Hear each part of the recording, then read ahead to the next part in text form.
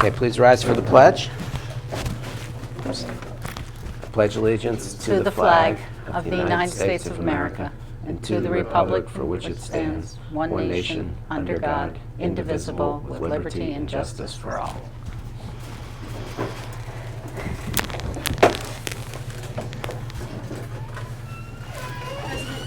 Here. Vice President Daley? Here. Trustee Champlin? Here. Trustee Henderson? Here. Trustee Schwartz? Here.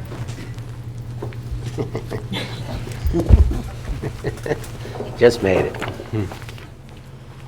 Okay. Welcome, everybody.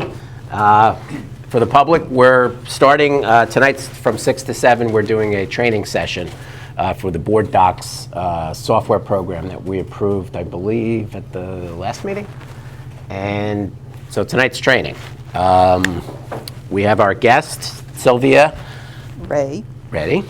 And also tonight we have Ann, who's filling in as clerk pro temp for Kathy Marino, who has moved on. And then we're going to appoint Julia later on when we get to the regular meeting, which will start at 7 o'clock. So I will turn the process over to our wonderful trainer. You want us over there? Yeah, I just want you, I always stop here because I want you to see the difference between enter the public site and authenticate. You always want to authenticate so that you could see your board information. If you do not authenticate, then you won't get to the board information. So, and you'll just see the public information, which right now there's nothing there. All right, so always authenticate, so I'll go ahead and authenticate. I like that. How do You got your ID, Evan, because yours was different. What was that? Yeah. Okay. And it was Capital, yeah.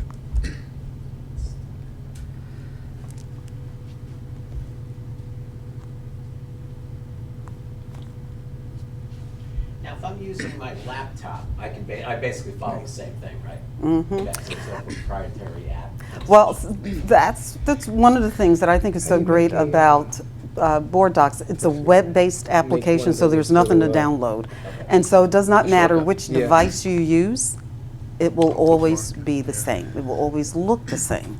So you don't have to download anything. You can even use your phone. I have a big smartphone, well, it's not that big, but you know, a Note 2, and I could go to Board Docs on there, and it will look exactly the same. Okay. Yep. And you won't lose any of the words or anything, so. So I was going, it won't let me in. Now my name is up in the record, Mm-hmm. and I'm tapping on that and it won't let me in. Let's see, how far can I move? Am I frozen? Is that what the issue is? Oh, let's see. Because sometimes, you were probably tapping. Mm-hmm. Yeah, tapping. Let's see. Mm-hmm. So what I'm going to have you to do is to log out, Okay. because you were tapping. Tapping. You're going to log out, and then you're going to log back in. Okay. so cool. Okay. Good. Thank you. Mm-hmm. So that's what happened. You're making me nervous with that cord. Oh, Don't you don't be. mind, please? I'll be fine. She's professional. I like that. That's right. I'll be fine. As I tumble over the step, but not this. No, I'll be fine. Alrighty, so now you're back in. Yay! Okay, so you will always know that you're in the right view because it will have your name on there. If you're in the public view, your name will not be up there. So the very first thing I want to show you is to how to change your password, but don't do it right now. I'm going to show you how to change your password, because what Linda gave you is temporary, and for Board Docs is very important for confidentiality, so no one should know what your password is. If you forget your password, and I know none of you will forget that, but if you forget your password, then just ask Linda. She can't tell you what it is. She'll just reset it to another temporary password, and then you can change it back to whatever you want. So right next to your name, there's a drop down. And if you click on that drop down, then you'll see change password, okay? And then that's where you'll go to just put in your old password and your new password, okay? So, but we're not doing that right now. Okay. The other thing that I want to show you, first of all, is the board docs help.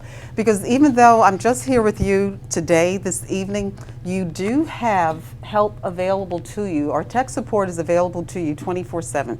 And they really are. Now, they promise to get back to you within 24 hours. Usually, it doesn't even take that long. I was doing a training, and I was demonstrating the board docs help. And I made the mistake of sending it through, and I didn't mean to. I was just going to cancel it.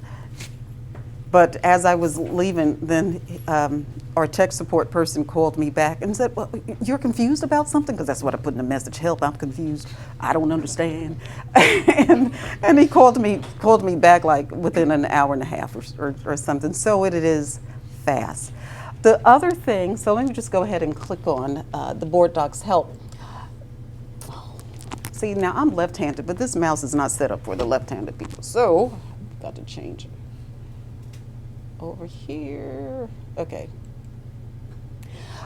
One thing that's really nice and fairly unique, your help is based upon your user rights. So as board members, it will know that you are a board member because that's how Linda has you set up. So therefore you have certain rights. It's only going to take you where you can go. And so Linda has different rights than you. So when she searches board docs help, she's going to get something different from you because you've got different levels. And this is exactly what your agenda will look like. And you'll see that it works just like email. You navigate, you read on the left, and you read on the right. And right here next to this print icon, that is that contact support. And so you might think that's like an instant messaging, but it's not instant messaging. And that's where I put help, I don't understand. And what is also nice about this, wherever you send this from, it takes a picture of that page so the tech support people know that that's the page that you're confused about. So you can contact them again anytime, 24/7, even over the weekends. Most of the time, they don't get too many calls over the weekends, but when they do, it's usually a board member.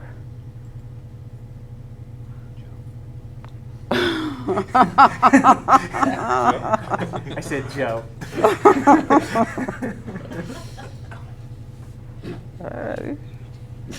Okay. And you know what? I don't recall. Do you all have school district email addresses, or do you use your own? You have district email? Okay, so then you don't ever need that update contact info. But some people use their own personal email addresses, and that's when you would want to change that. Also, go here and log out. Look, that's very, very important because we don't have, it won't time you out because some board meetings last forever. And ever. I'm sure it doesn't last like that here, but 1 a.m., 2 a.m. So it won't log you out. And so if you're not logged out, somebody could come along really and put in if they figure out your username, and then they'll be able to, they won't even need the password because you have already authenticated with your password because you can be on more than one device, and then they could use it. So you really want to log out, okay?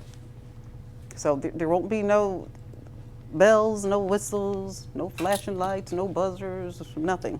So I noticed in the update contact information, there was a field for your phone number. So if you put one in, who will see it? Will the public see it, or will no, just our that's, fellow board members see it? That's Linda. Just Linda? Yeah, just because, yeah. And each other when you want to contact someone, yeah. But we don't usually put anything in there if you have a school email address. We don't even bother with that field. Yep. I have a question. Is there somewhere, maybe under maybe Linda's sign on, where she can go and see who's signed on Because in the event that somebody thinks they're signed off, or they suspect that somebody might be No. signed on, is there a way to tell if somebody is signed on somewhere? And No, what she could do is just call tech support, and then they could look and check. oh, there is a way Yeah. though for someone But to they could check. do it, but They can do it. I don't think she Okay. could. No, she couldn't. Okay, but someone can Yeah. if there's suspicion. Mhm. Okay. And you say, sign out. Okay. One thing now, this home, if you just hover over it, you'll see down in the lower left corner where it points to, it takes you to your district's website. That's what home is. And the public will take you out of your authenticated view into the, the public view. Now this whole first page is customizable, and so you can change the picture, not that you would want to, but you know, when you have, like when some of your, when there's some like school events or activities and you might have some cute pictures of your little kids, you might want to put that up there instead. And if you want to have a welcome message or something like that, all of this is very customizable, so Linda can change that, and I'll show her how to change all of that. You will navigate. Now, I've got a different tab. I've got this options tab that you do not have. I have it because I'm a trainer. That's why I have it. And Linda will have it. But you will just have these three: search, policies, and meetings. And I'm going to go to the policies tab first because that is the easiest one. That's the fastest one. I just click on policies Well, and do we have policies because we're taking the basic, or it just takes you? it just Okay, takes you to where your policies. policies are online. Okay. And that's why I said, oh, I'll just do that one because there's nothing to it. It just takes you right there. But that's really good because if you're talking about policies at the time, you can just go there and look it up. So what's the difference between accessing the policies through this way or having it in the super duper? And the pro way. So that one is different. This one just shows what you have. In the pro, you can build your policies, rewrite your policies, and house them right on the board docs site. So it will show when it's under consideration, all the rewrites, the ones that were retired. So, and you create your policy book in the pro version. Yeah. This one just takes you to where you already have them. How'd you get back there? And that opens up another tab, so I'm just So going to open. close that. So Sylvia, Mhm. what we're looking at here, I know we're all signed on. Mhm. Is this what the public sees also when they Yes. sign up to their public site? Yes, Okay. yes. What will be different for them will be the agenda, and I'll show you that in just a second. But the next tab that I want to show you is the search. And if you click on this search tab, this is a universal search tab. Now you can search from everywhere in Board Docs, but when you search from places other than this tab, you are searching that particular area only. This universal search tab, I call it the universal search tab because you notice that it's got meetings and include attachments checked already. That answers the questions that you all might ask Linda. When did we approve this? When did we talk about this? When did we do this, that, or the other? So now, instead of asking her, you just go and put it in the search. Now, I don't have anything in there yet. We don't have any history. But you just go in the search, and then you can search for it. That's why she has to put all of her documents in a PDF format, because then everything will be searchable.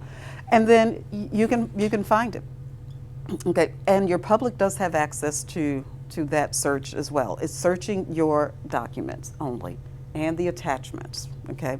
So Now, Linda, excuse me. So Linda will be uploading, she'll be somehow scanning, PDFing, whatever, every meeting that we've had or minutes that we've had back to a certain. oh, I don't know about that. I don't know how far back. I know from this day forward, that's how this will be. But going back, and I'll show her how she can put like past minutes on there. It's not difficult, it's just time consuming.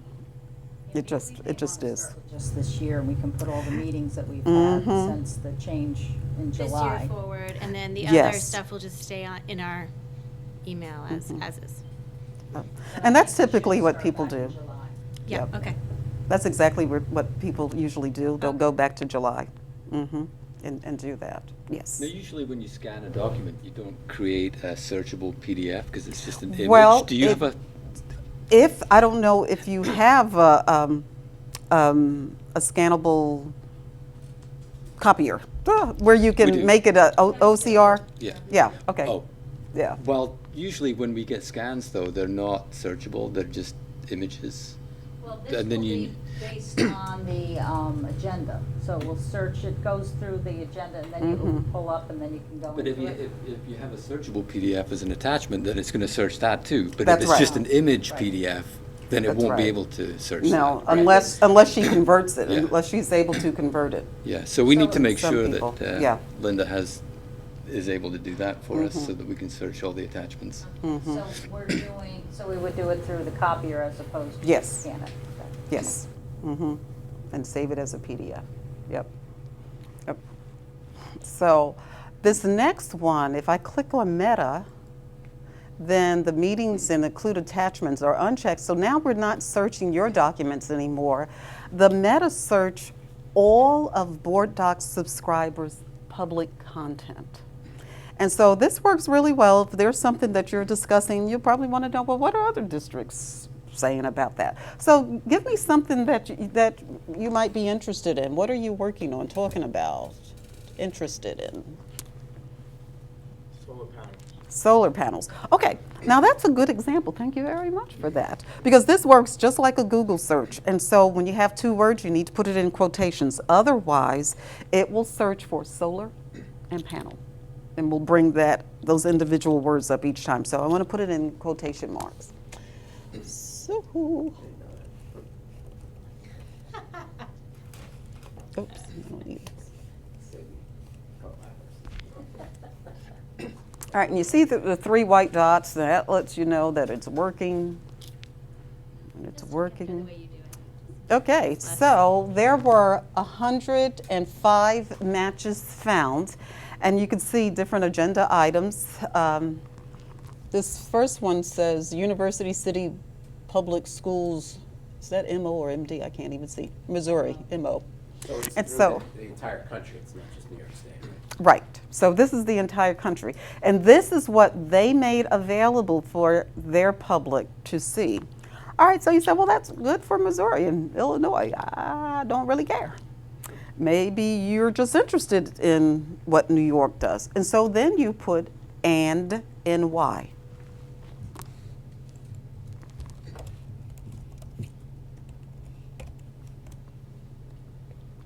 All right, so now there were 8. Is that 8 or 6? It is terrible not to be able to see.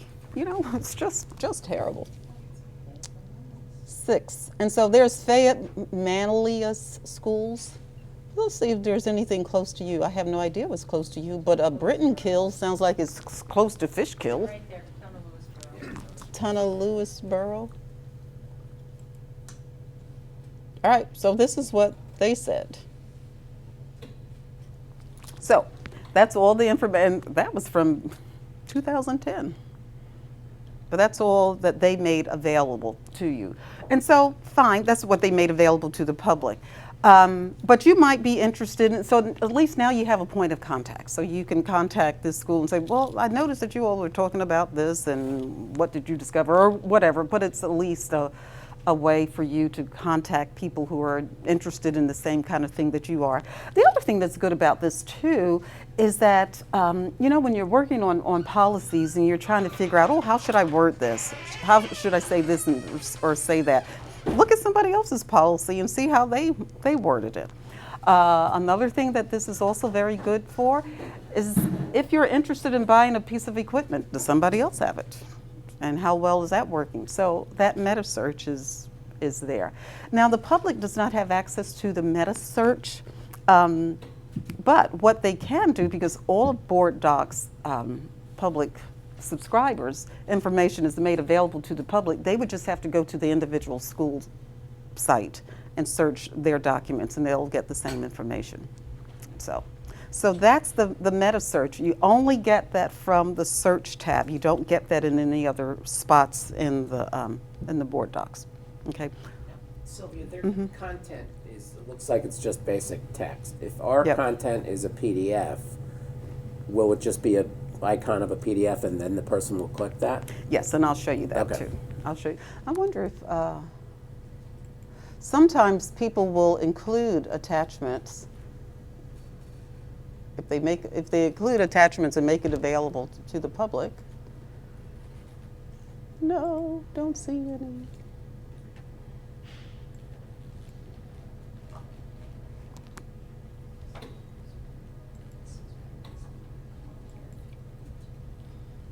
No.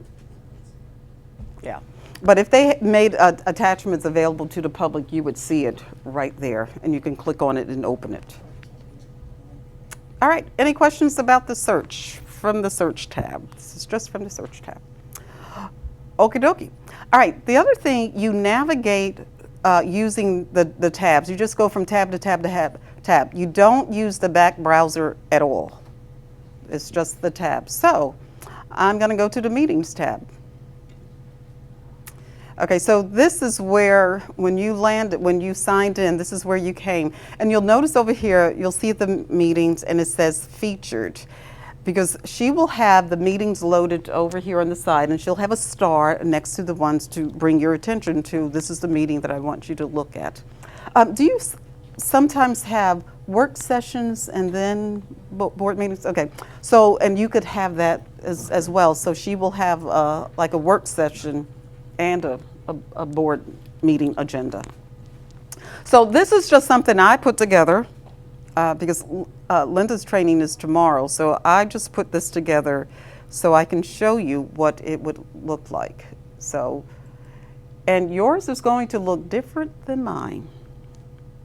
Okay, so when I clicked on it and I clicked on view the agenda, then the agenda opened up. And over here, again, we navigate on the left and then you read on the right. Now, can you tell right away what's different in yours and mine? How yours look different than mine? Do you see the difference?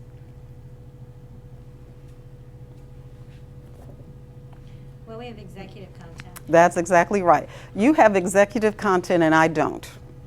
And so I put an attachment in there, but I don't have access to your executive content because it is confidential and it really is based on your user rights. And since I'm not a member of your board, I don't have rights to it. Even though I'm the board docs trainer, I don't have rights to your executive content. I can tell Linda where to put it, but I can't go there. So when I was putting this together, I did include an attachment that I would have put in the executive content area if I could go there.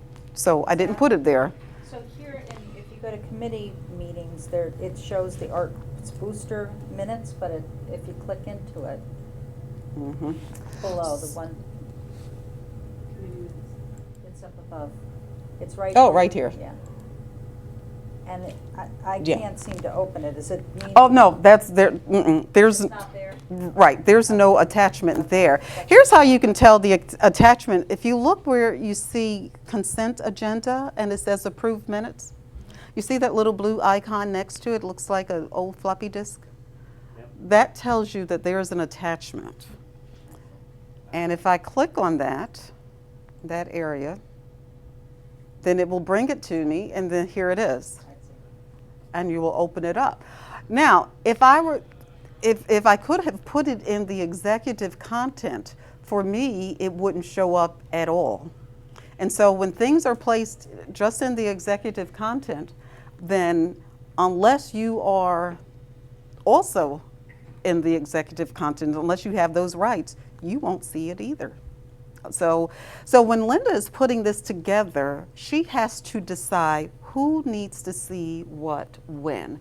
Because, all right, so this is, so I just put the agenda because that's all I had to put there.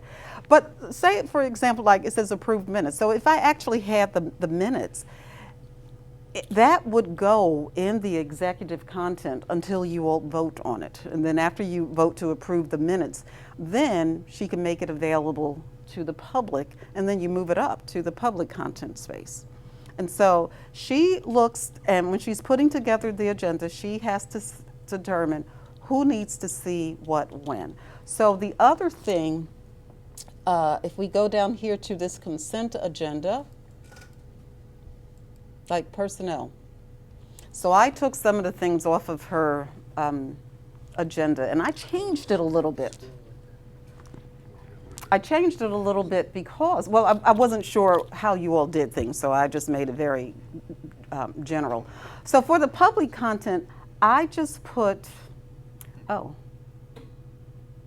I didn't mean to have Miss Kelly McAvoy. See, and that's what I was doing. I was taking the names out. And so the names would go out for the public, and I would just have like the title, resignation of the English teacher. Okay. And then the names would go down in the executive content for you, and then you all discuss and do whatever you know, make whatever decisions, and then after you make those decisions, then that information could be made available to the public. Personnel is kind of tricky because there's some things that's never made available to the public, like I guess if it's some type of student disciplinary action or teacher disciplinary action, I don't know, you decide and your attorney would decide what's made available, what's not. But initially, when you go to vote on something, all the public knows is that you're going to discuss these things and not necessarily get all of the details of, you know, of that at that point. And at the point where they can get it, and that's when she'll just move it to the area where it says public content. So for instance, item F, approval of sixth period assignments for 2014-2015. Typically there would be a full page of items. And then she would have an attachment. Okay. And the attachment would appear Yep. next to that? It would appear just like you see where it says approved minutes and you see that little thing. Okay, so it'll be next to where it says personnel. Yes. Okay. Mm-hmm. And then when you That would be all click the on it, attachments. yep. When you click on it, then it would appear down at the bottom, and then you would have it. There Okay. could be many then, right? Oh yeah, there could be many. Mm-hmm. Yep. There could be a lot. It doesn't all have to be in one. Mm-mm. Mine's not. Yeah, mine doesn't scroll. Oh, okay. So here's what you can do because you've got that iPad. If you just use these arrows here, you can move up and down. Oh, I see. Okay. Mm-hmm. His scrolls up. Is it maybe because the iOS? I don't know. It's because of the browser you're using. Or the browser? Yeah. It's, can you open it in a different browser? No. Sorry. Well, at least you can move Okay. with those arrows. All right. I'll try Okay. a different browser. Okay. Okay. Thank you. All right, so another thing that's quite common, I'm not sure if it happens here, but so usually Linda will put the agenda together and then once she makes it active, then you all can immediately see it. Well, so let's say she puts it together, she makes it active, and then the superintendent here comes and says, well, I want to change something. I want to add something different. I know that never happens, but I want never happens. And so she's already made it active and you've already seen it. What she can do, you go right over here to this share. And when you click on the share, and it will open up, you can open up email. And it will take you to, your email is probably not set up. I didn't even need to click on that. All right, so it's, it will take you there so that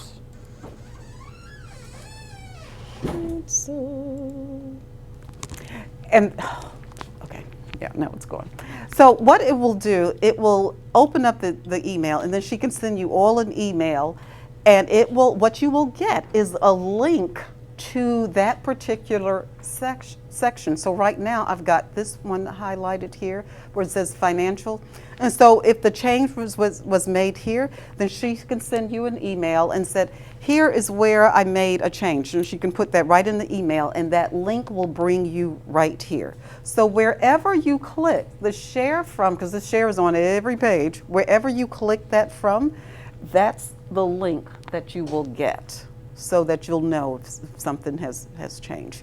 And then typically what I'll do, what I have the document publishers to do for the public, because if they want to print it, and so let's say they printed it, but then by the time the meeting started, it changed a little bit. So then we'll put a little blurb and you wordsmith it however you want.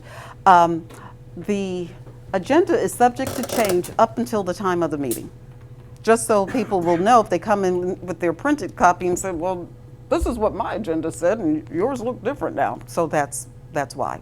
So then they'll be able to see that. And so you can also print. So you see the print icon, and you see the print icon everywhere. So if we click on the print, and so you've got 3 different choices. So a simple agenda would just be a listing of the agenda. If I go to the detailed agenda, if I can get there, then it gives more details of it. And if you wanted to print that PDF, any PDF attachment, you will have to first open it and then print it. And then the last tab is the agenda item. You know what? Can I borrow a piece of paper? Yeah, absolutely. Yeah. Doesn't like to scroll on this. Well, doesn't like to scroll on that either. Well, So this looks a little bent. Is it the way that it was scanned in, or is it just? that's the screen. I think it's a screen. It's the Oh, screen. okay. There we go. It saved the work order.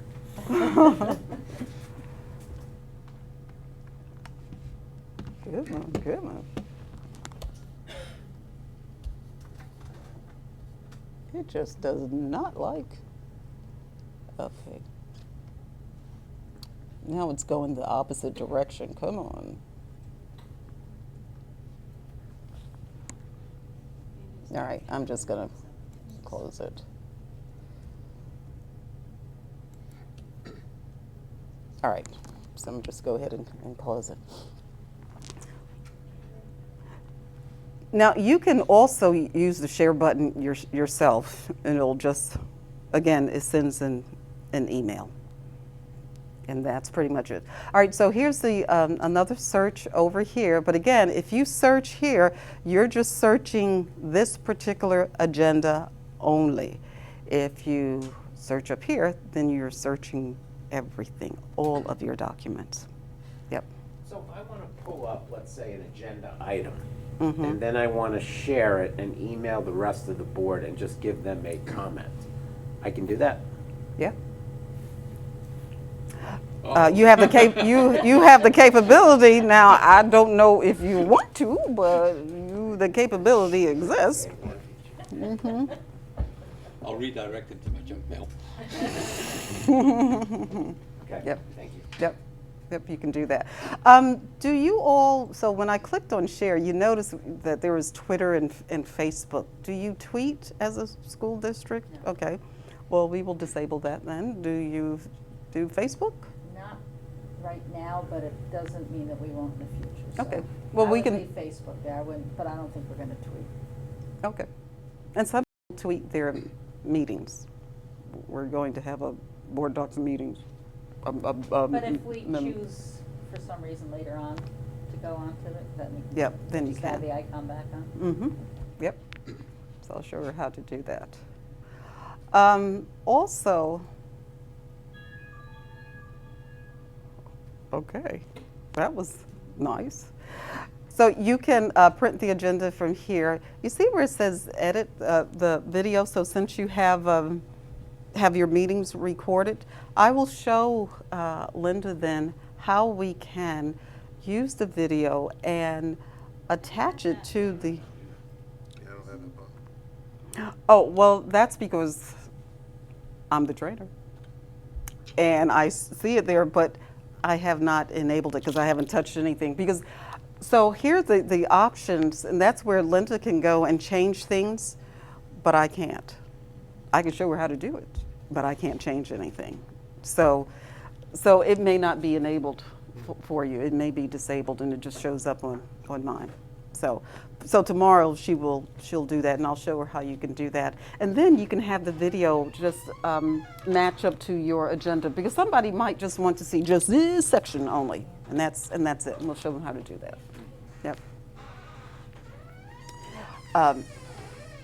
Your meetings will stay on here forever and ever. We always put in a dummy test one, so if you look and see where it says 2010, that's just a test meeting, and there's nothing there.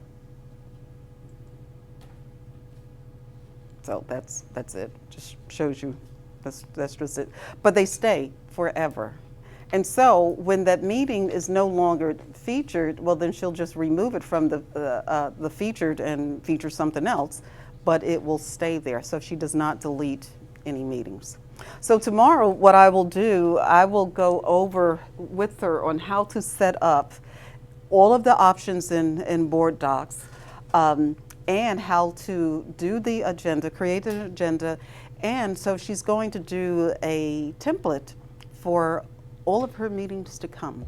And so how she can make copies of that and changes. So then she will just have to edit it, and it will be so much nicer. And I told her to get her Happy Dance ready, because I tell you, especially for that document publisher, oh man, this is so nice. I mean, it's a life-changing event for some people.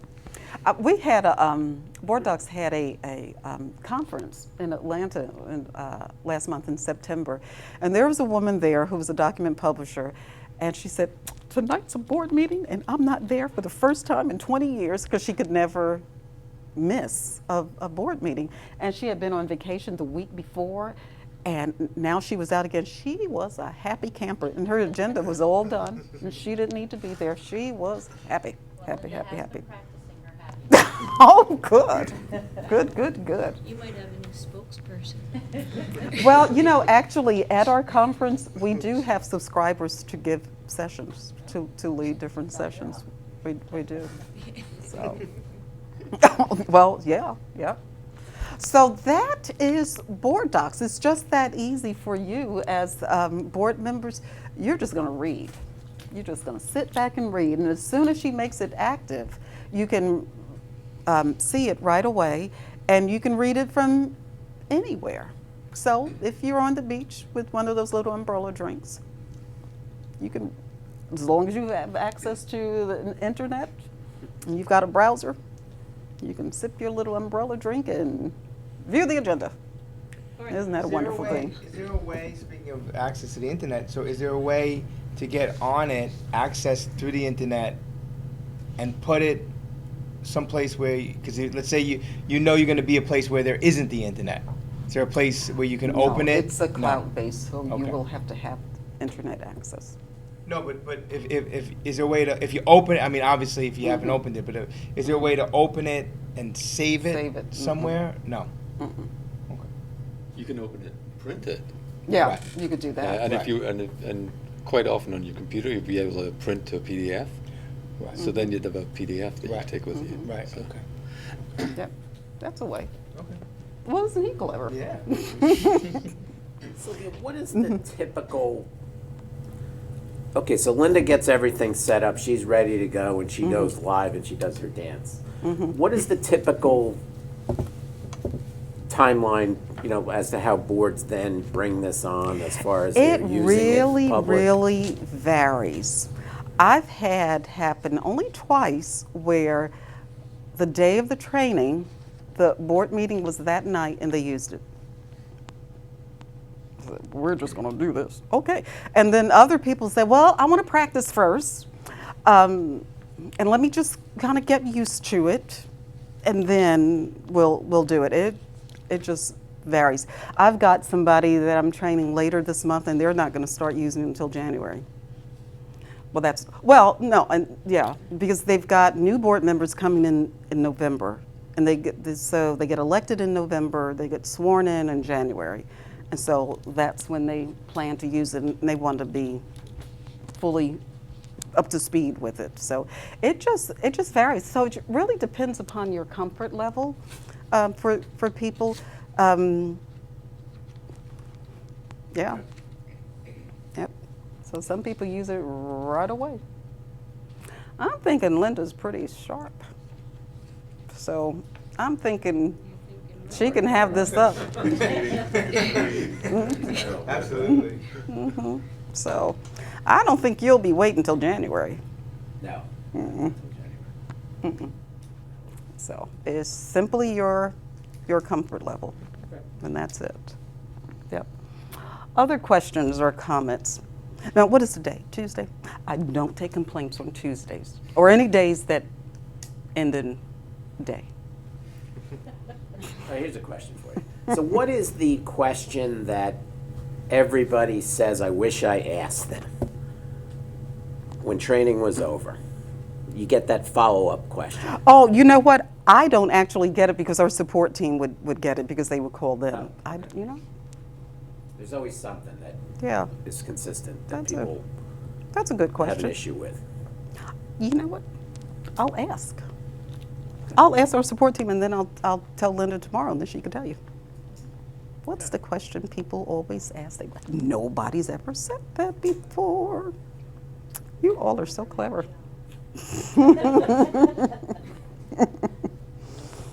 Okay. Other questions? Yeah, here's a question. So if you tap on the phone number beside the Haldane Central School District, there are options to send a message, add to contacts, or copy. So I think that's your device. Hold it 'cause- down, it'll give you that, but, Actually, mine Yeah. goes live and it says call, but. Yeah. yeah, just hold it, don't click on it, just press it and hold it. You'll get you get that, right, Add Peter? contacts or copy. Yeah, I think that's just That's that's your- an iPad. Yep, that's It your senses device. that it's a- Because I don't have that. Well, I don't know. Is this a touch screen? No, this isn't a touch screen. So, yeah. So that's your Well, if you one. were looking at it in your phone, then you Yeah. might want to add to contacts or something, but on the iPad it probably doesn't matter too much. Yeah. So that's good. Yep. Send Linda a text message. Okay. I have a question. Mhm. How do they input the video? Oh, okay. So it has to be uploaded to YouTube or Swagit. Swagit is the only paid one. YouTube or Vimeo. So it's uploaded there, and then we can bring it in. Yep. It's just those 3 ways. When you say we bring it in, is that Linda would? Yes. I'll show her how to do that tomorrow. I'll make sure that she knows how to do that. Can I do that from my house if I have a YouTube account? No, because only Linda has the rights to go in under options because she'll have to be it. She's the only one who could do that. But you could send a YouTube video to Linda and then she can Yes. upload it? Mm-hmm. Yes. Yep. Yeah, Linda's the only one who could put anything on the agenda or make any kind of edits or changes. And then now you can decide who else you want to do that besides her so that, she'll have a I backup. think Ann is going to Yeah. be the second person that Yep. has the rights. Yeah.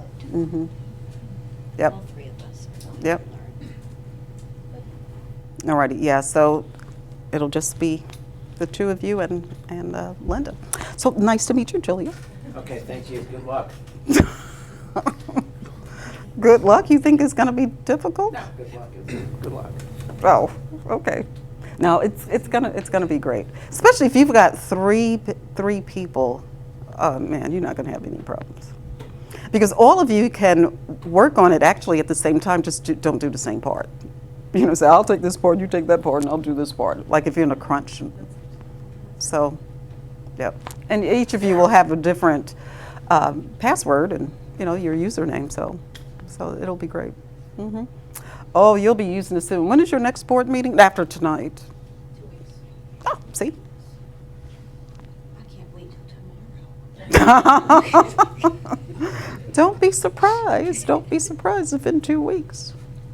You can do it.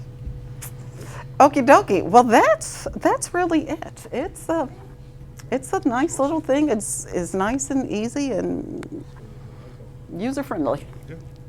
Okay. Alrighty, and then we always log out. Are we allowed to change our passwords now? Yes, you can change your password now. And then log out.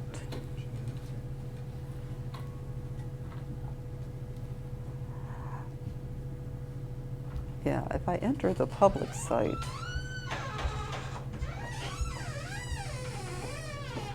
then this is what you see. Yeah.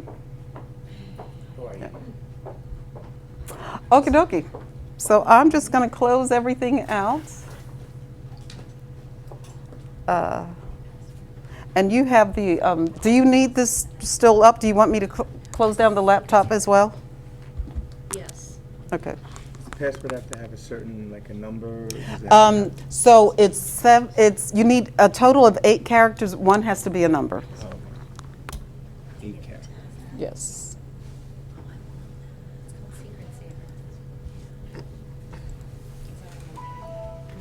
Is it cap sensitive? Only if she sets it up that way, and so far she has not made any rules.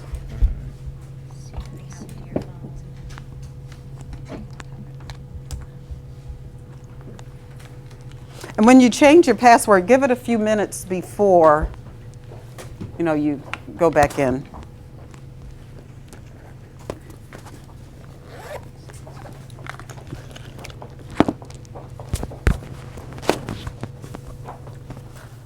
Okay, thank you, everybody. Welcome back. We just concluded our board docs training session with Sylvia, who flew in today. She's going to be training Julia Familaro and Dinio and Linda Dearborn tomorrow, who's the backbones of the system. And I think it should be a good welcome change for all of us. So we'll keep you posted as the change comes into effect, and it should be good. Good for the public, good for the board, good for everybody. So that's a good thing. Just a couple of things before we proceed. We opened the meeting at 6:04. We did the pledge, we did the roll call. Ann Dinio tonight is the clerk pro tem. We have Julia Familaro, who is sitting in and will be officially appointed in a second. Welcome. Just a couple of quick things. This past Saturday, the Haldane School Foundation had their fall ball up at the Garrison, and it was a great evening. Probably 150 plus people. Everybody had a good time. They did a phenomenal job as always. And according to Jen Marinan and Craig Rothman, it appears that they netted over $30,000 Saturday night, which is phenomenal. And the theme this year was Step Up for STEM. And Betsy Carone was the event chair. And they had a whole maker table set up with 8th grader Justin Rothman showing people how to do all kinds of stuff. It was really cool. And it was just a great night, and the Haldane School Foundation, as always, does a phenomenal job. And I actually mentioned to Craig today that I thought they really could start a subsidiary of Haldane School Foundation event planning, and it could be a social enterprise for profit, because they actually run phenomenal events every time they do something. So thank you, School Foundation. Thank you, Jen, Craig, and everybody on the board there, and everybody who came out in the community to support. Homecoming weekend, Friday the 26th, Saturday the 27th. Probably everybody was there. I think the entire town was there. It was great. Thanks to the Haldane Football Association, who coordinated all the lights for the football game. Thanks, Tom Cunningham, who ran around like a crazy person, but did a great job. And I have to assume the entire town of Phillipstown was roaming around somewhere. I saw a bunch of, if not all of you there, and it was great. It was a lot of fun, a lot of spirit, a lot of blue, And it was just a good night that, you know, high school kids came back from college, and it was what Haldane's all about, spirit. So thank you to all of them, and we'll talk a little bit about that a little later on. And that's it for me. So why don't we jump right into item D1. Ann, do you want to? Yes.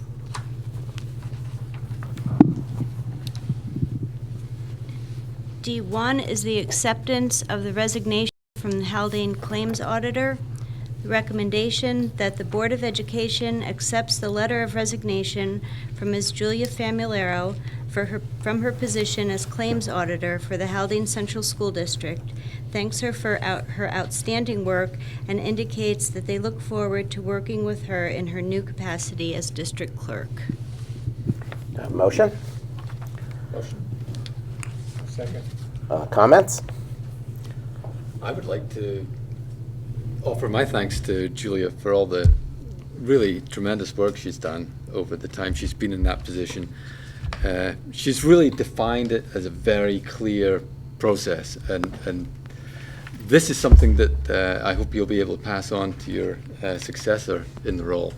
I mean, twice every month we get a report that really highlights for us the items that we need to pay close attention to. And that's really made our jobs easy. We have I think we have all developed a great trust in Julia. We know that she does an absolutely meticulous job, and we really appreciate that. Thanks. I'll second. Thank you. Judge Day? Peter, thank you for your comments. Julia, excellent job. You did a great job, and your system is perfect. The next person walking in is going to have your picture above their fireplace, because you really had a great system. All in favor? Aye. D2? D2, appointment of District Clerk to the Haldane Board of Education. The recommendation that the Board of Education appoints Ms. Julia Famularo to the position of District Clerk to the Haldane Board of Education effective October 7th, 2014 at a stipend of $9,270 prorated for the 14-15 school year.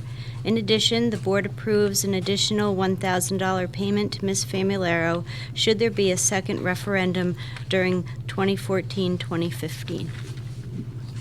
Motion? Motion. Second. Comments? Thank you, Julia, for stepping up so quick.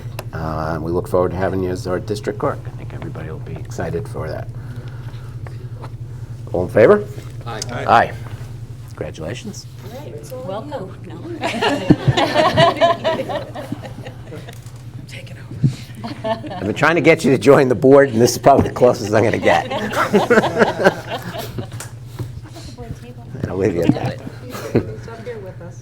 Okay, we'll jump right over to Dr. Bowers.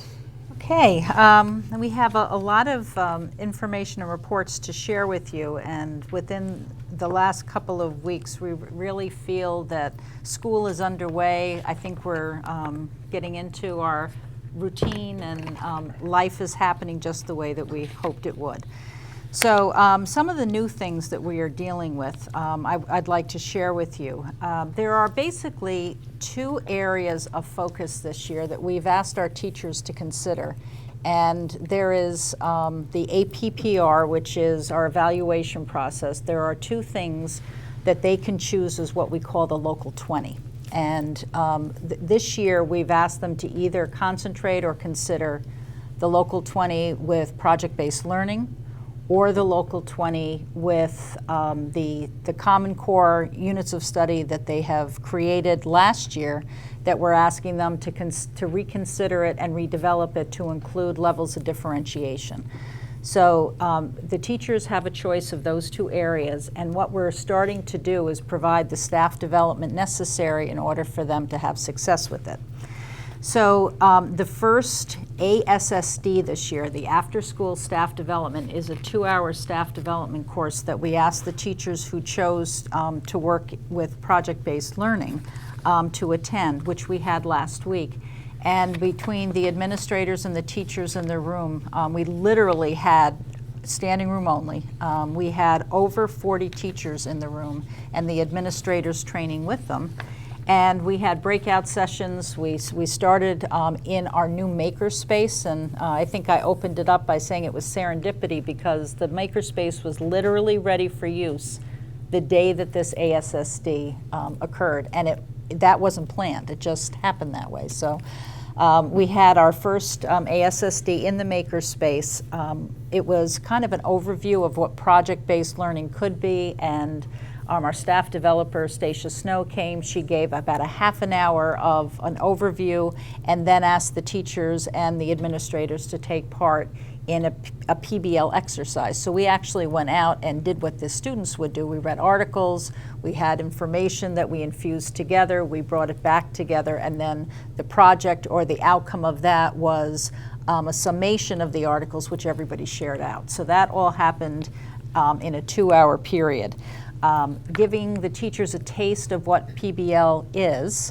And then we offered a 3-day institute for our teachers, which will take place. The first of the 3 days will be the 14th and the 15th of this month, next week. So it's happening very quickly. And we had over 20 teachers that signed up for the institute. So just getting an idea of it, and I give them all credit. It's brand new. They're willing to jump in with both feet, and I think that there's a little bit of trepidation because it is a new practice, but it's going very well. We will also, once we have finished the initial stage of the discovery process and shift into the strategic plan, part of that will also be defining or deciding what staff development we need for the other piece, which is going to be the differentiation using the Common Core and how that can happen in a classroom. So we're moving in both directions. PBL will be the first of the two to really get underway, but we're underway. So it was a great day. And for those of you who may have been there, it was it was a lot of fun. We were very squished, but it was okay. It was one big happy family. Yeah. So we look forward to that next week. And if anybody here would like to come in and just listen and be part of it and spend any time, it's the 14th and the 15th. We'll have representatives from other districts joining us, and please feel free to stop in. So the second agenda item, school volunteers. One of the things we're also looking at is our policy manual, and through the year, we're going to really jump in earnest probably in January, but through the year we're going to look at some of the policies that we presently have, and we're going to be looking at making some modifications. And the first policy we started talking about is the policy on school volunteers. And at this point in time, we do not ask any of our school volunteers to be fingerprinted. And there are some recommendations on NICED that basically says the term of employment, or if you have somebody in contact with students for greater than 5 days is the boundary of the point at which we should consider getting anybody fingerprinted. Volunteers, it's a little bit different. But we wanted to kind of introduce the concept to you and have your thoughts on it, because there are volunteers, and we don't think that there's a concern during the school day because there are teacher representatives there. But after school hours, we do have some people who volunteer that could potentially be alone with our kids. And so we want to think about, as a policy, is there something we want to include about fingerprinting, and then we're going to have to figure out how that's going to be done, and there is a cost to it. But what point should we be asking our volunteers, and not during school hours, but after school hours? So I'm going to kind of give you that as something to think about, and maybe we can put it on an agenda later on. But it is something that we have been talking about as an administrative team, and I think that our conclusion was that we'd like to see something considered after school hours, during the day. I mean, we have people that are in the library for months at a time, and we don't feel that's necessary. There are teachers that are there during the school day, but anytime there's a potential where they can be by themselves with an adult, we feel that we should consider it. So that's the second. The third, the Communities That Care survey. We have the Putnam County Communities That Care organization came in and met with the administrators last week and presented to us a survey that was taken by Haldane students and by students throughout Putnam County that talked about trends, trends of drug and alcohol use, trends in behaviors online, trends in things that parents would have an interest in knowing about with children. And they have statistics that are related to the students at Haldane, and they have statistics related to all students in Putnam County. So they came and they shared the study with us. We are looking at creating a group of parents, community members, PTA, that would come together, and they would come back and then present to them. And then the PTA is talking about sponsoring an evening later on in the year where the survey is shared with anybody who wants to come in a kind of a parent university format. So just wanted to share that with you. This is something that I think will be happening, this conversation will be happening in all districts in Putnam County. And I can tell you that this is a common occurrence where districts have the opportunity to learn about the things that are happening locally in their county and in their school district. So you'll hear more about that. Can I ask you a question about Sure. that? So is that currently available to the public now, like as of today, or is it something that'll be available later once you have time to? It will be available later on, once we figure out how we're going to present it. And so there's kind of a steering committee that's going to help us determine what to do with the information. And Putnam County will come back, we'll present to that committee. If there's anybody that has an interest in being part of that committee, they can let us know. And then the steering committee will make the determination of what happens at that point. So the initial results were just released to, and I assume what we got was the initial results? Yes, we got the results, and it was we just got them last week, so it's really, yeah. Peter? Yeah, I find the report standalone almost impossible to interpret. So I would be reluctant to post it in its current format without any context or Right. explanation or opportunity to ask questions. So that's why they would be coming back, and they would be here for both the steering committee, and they would be here for the public presentation, so they can take us through it. And as they were presenting it to us, we learned a lot from what was done, because they can certainly share what, some of the reasoning behind it and the methodology. Okay. There has been, as again, going back to policy, sorry, I missed one, graduation pathways update. At the recent NISCUS convention, I went to the New York State Council of School Superintendents Convention, and probably the most notable thing that was discussed at that was the potential for the graduation pathways to be approved by the Board of Regents this month, and it will happen this month. And what we believe will happen, instead of requiring students to take 5 Regents in order to graduate with a Regents diploma, not an advanced Regents diploma, but a Regents diploma. At this point, they have to take a math, which is algebra. They have to take a science, which can be one of the sciences. They have to take 2 social studies Regents. One is global history, and the other is U.S. history. And they have to take an English language arts. So what they are proposing is that instead of having that pathway be all 5, they're proposing that it's a 5+1, and a 4+1, and the 4 will be all of the disciplines, but the student will be able to choose between one of the 2 social studies Regents to take. Then there will be other pathways that they're looking at, and there will be one in the arts, there'll be a CTE, a technology-based pathway. There will be a science, a STEM pathway, and so the students can choose basically the area they want to focus in for the last Regents. And this is pretty substantial.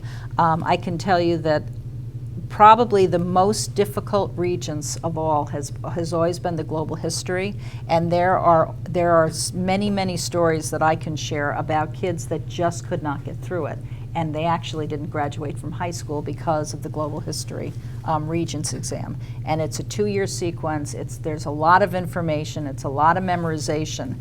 And now they have the opportunity not to take that Regents if they choose to. And I think, I applaud the Board of Regents. It's been in discussion for years, and it finally looks like it's going to happen. And then students can really focus on the areas that they have an interest in, which is great. And, students who have a CTE, a technical career and technical education background, they will take that, and students that are interested in the arts will take that Regents. So it's coming, and we should be hearing very soon that it has been approved. And so would it be likely that it would take effect in the next school year? No, I think that what they're looking at, and again, you're looking at kids that are rising into the multiple years that they'll take the Regents, it would start with this year's present 7th grade. So as they go through high school, that will be the grade level that will be affected. Okay, continuing district policies. Going back to policies, there has been a review of the independent education evaluation policy that we have. And basically what that policy says is, based on special ed law, if a parent requests and is eligible for an independent evaluation, that different districts can determine how much they will pay for that evaluation, because it will be incumbent upon the district to pay. So there was a study that was done through different BOCES, and there's multiple numbers, and it could be anything from $1,500 to $700 to in some cases up to, I think, $1,800 was the highest that I saw for independent evaluations.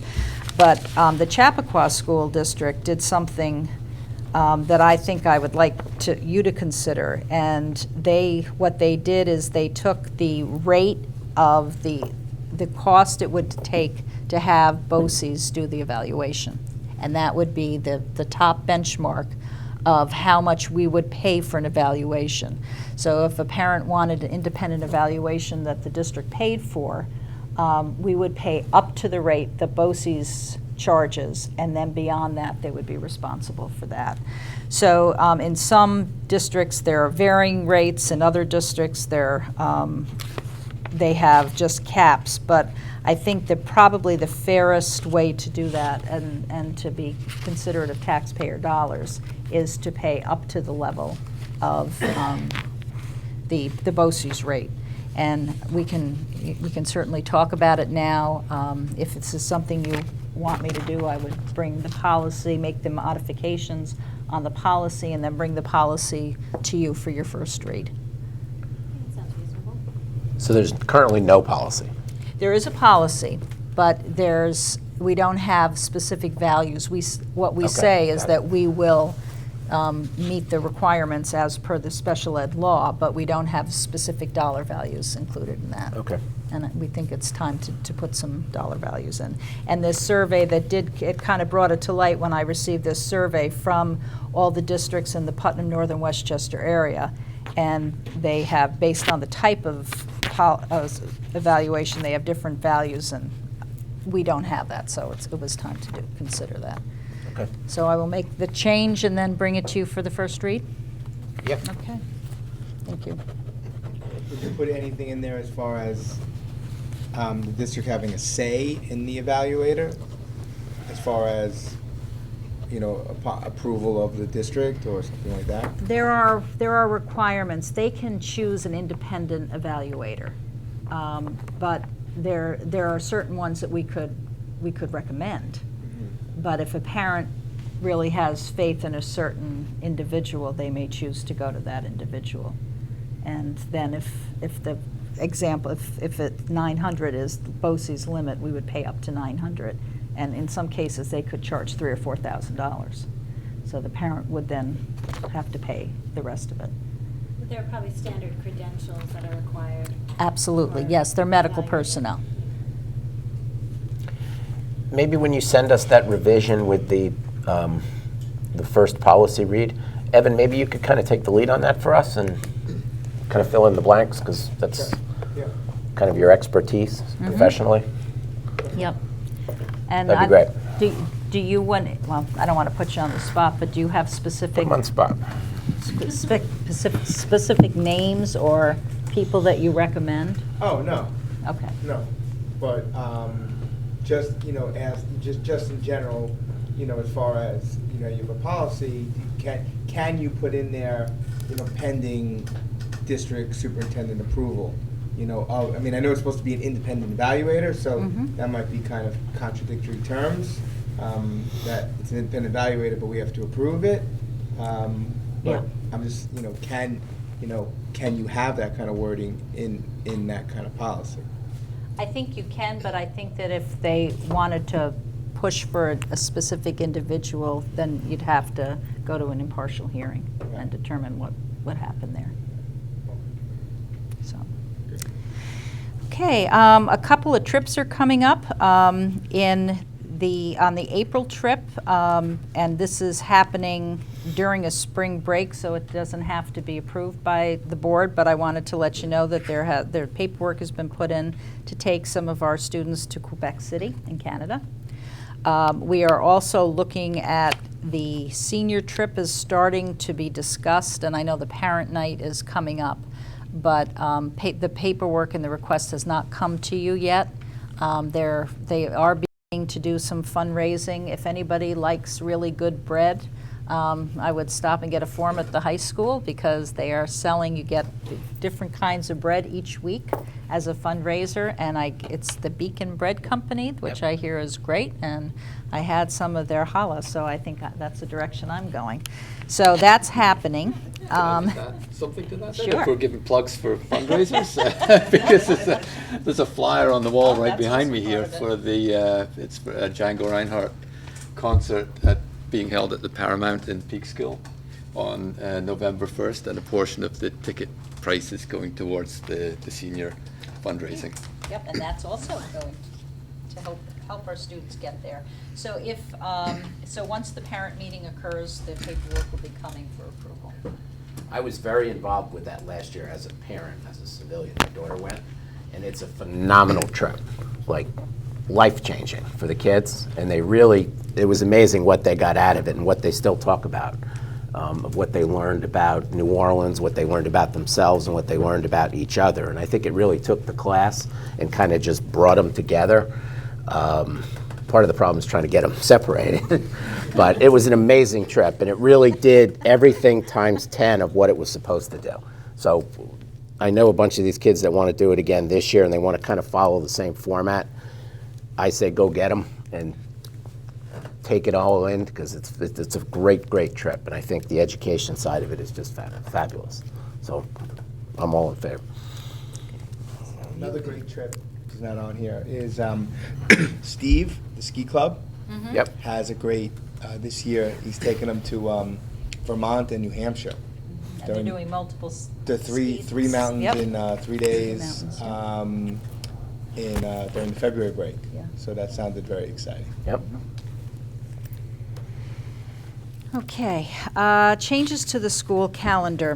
One of the things that we have requested and we spoke about at the board retreat was opening up a couple of more opportunities for our staff to have staff development.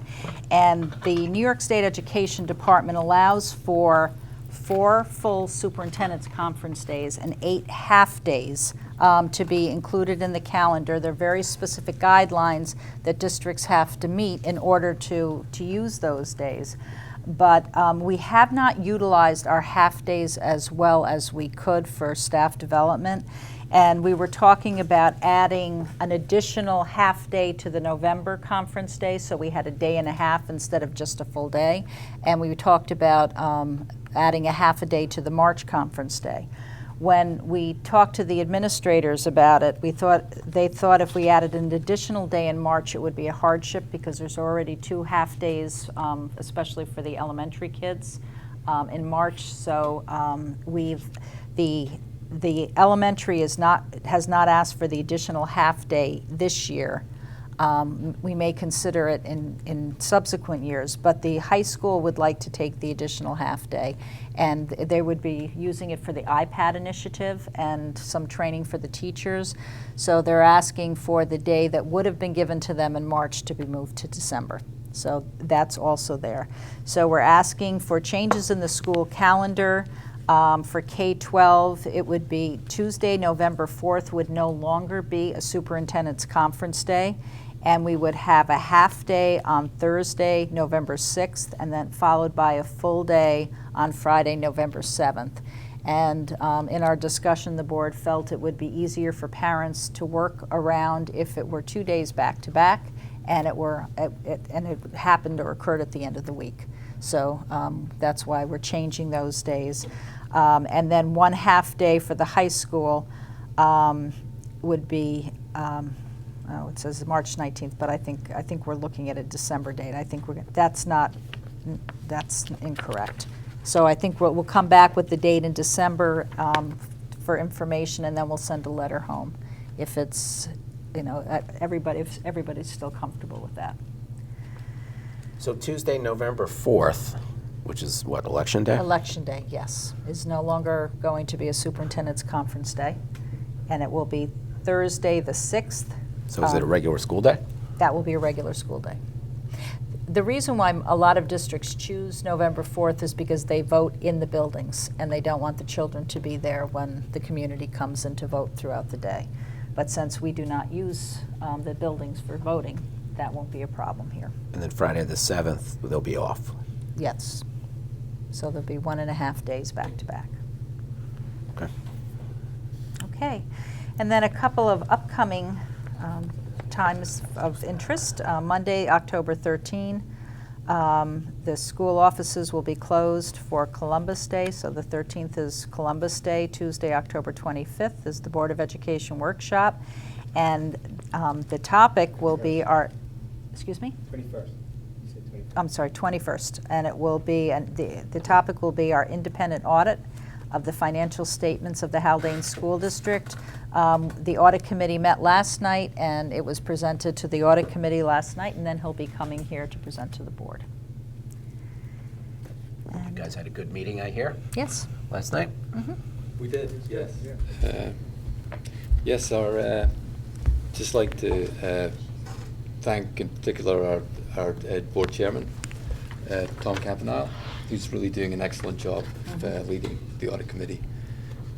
We provided some feedback to Anne and to our auditor, a few changes that we'd like to see in the draft before it's presented to the board, so we should get that within a few days. Good. There is one other thing I might just mention on that topic. Scott Pruser, our external auditor, has been, this is the last year of his 5-year contract. It's in the agenda and the discussion. Oh, it is? Yeah. Okay, great, let's do that later then. Good. Okay. Okay, great, thank you.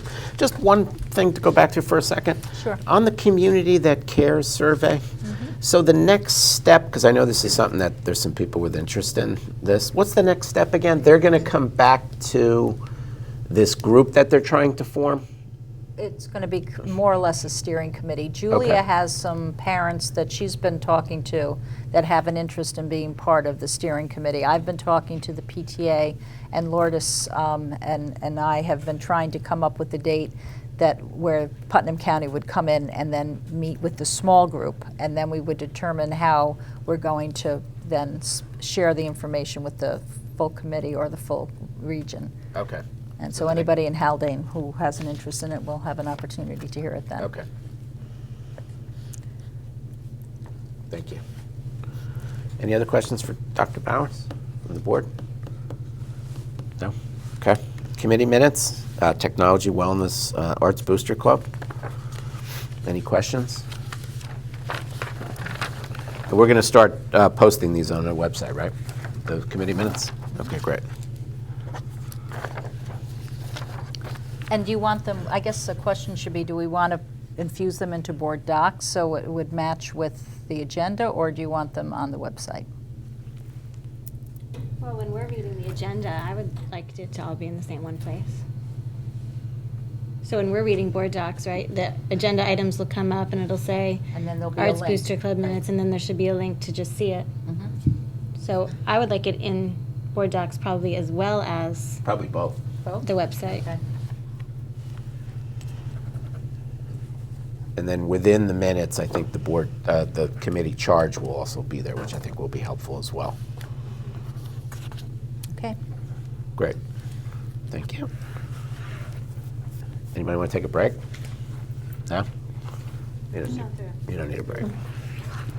Correspondence, we have 2 correspondence. We got a letter from, and I believe they're in the agenda, Greenwood Lake Union Free School District from the entire board addressed to myself, and basically it's asking, I'm not going to read it, it's asking us to oppose a petition for a conversion charter school application. And it seems to be a dispute between Chester, Warwick, Tuxedo, and Greenwood Lake. It's kind of complicated. I can't necessarily say I'm in favor or against it, but if anybody wants me to research it further, I don't know how relevant it is to us, if at all, but any thoughts? No, they're just looking for support to contact New York State. Because there's some sort of charter school happening in there. Yeah. And it's causing financial conflict for them. So the only reason for us to one of the reasons for us to get involved is if we somehow foresaw that might happen here, and we would like a change to happen up in Albany to make sure that couldn't happen.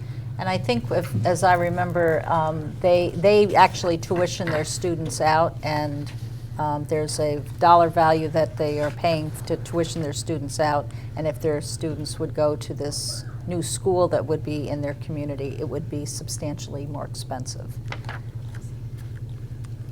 Okay. So noted, we'll take a look at it further. I'll read it again, and if anybody wants me. I know someone that works in that school district. Okay. I can reach out to them and Sure. just see what I can find out, and I'll get back to you on that. Sure. Okay.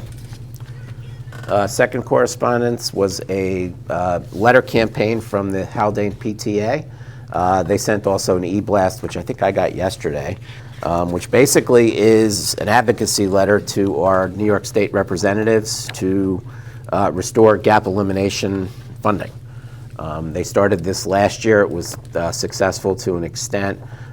They're trying to get this out there now earlier prior to elections, which makes perfect sense. And I know anyone who's on the PTA e-list probably got the letter. I would encourage them to spend the 3 or 4 minutes and contact the officials. I think it's a cut and paste kind of situation. But basically they're looking for support from the community. I offered to tweak the letter a little bit to the non-school population, which I will do with Lourdes, because I think this is an issue for all of Phillipstown, not just Haldane parents. And quite frankly, I think it's just insane that they took away gap elimination funding to close the New York State budget. New York State budget now has a significant surplus, and they've got every gimmick in the book to not give the money back to where it was originally. So, Is there any sort of Not that I'm status biased report or anything, on but- when, because there's a lawsuit against New York State. Is there any status on that? It's just an There was ongoing? one that was it NYSET that filed a suit, and I think it was thrown out, or it was. Yeah, I don't think it wasn't supported. it wasn't. Oh. And I think that just happened. Yes, within the Okay, last just- couple okay. weeks. I did see Senator Gibson at the Haldane Foundation ball, and I asked him if we're going to get our gap elimination money back. He smiled. I think he's in favor of it, but he's one of many. I don't think the governors are in favor of it, and he seems to control the strings now. So I encourage everybody to send the letters in, and let's keep going at them, and what we can do, and hopefully something comes of it someday.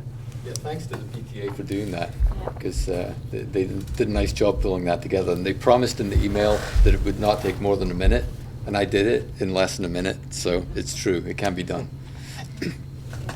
Took me 3 minutes. Sorry, Joe. Okay, so those are our letters.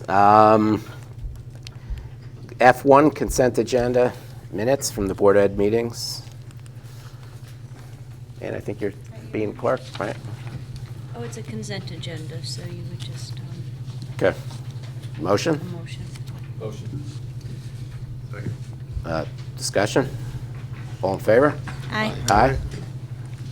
Aye. Consent agenda F2, financial. Motion?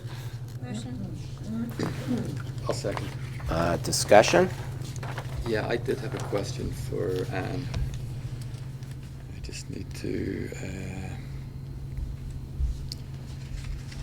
get the details here. There are a couple of lines relating to modular classrooms and judgments and claims. One for 88,000. I don't have the financial report in front of me. I had tipped you off. I was going to ask you about that.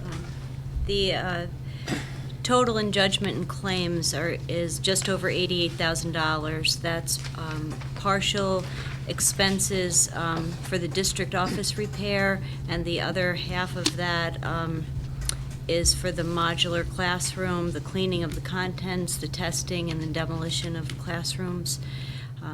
The total for both of those projects is just over $88,000. We did get insurance proceeds for the cleaning of the contents and the demolition of the modulars of just over $142,000.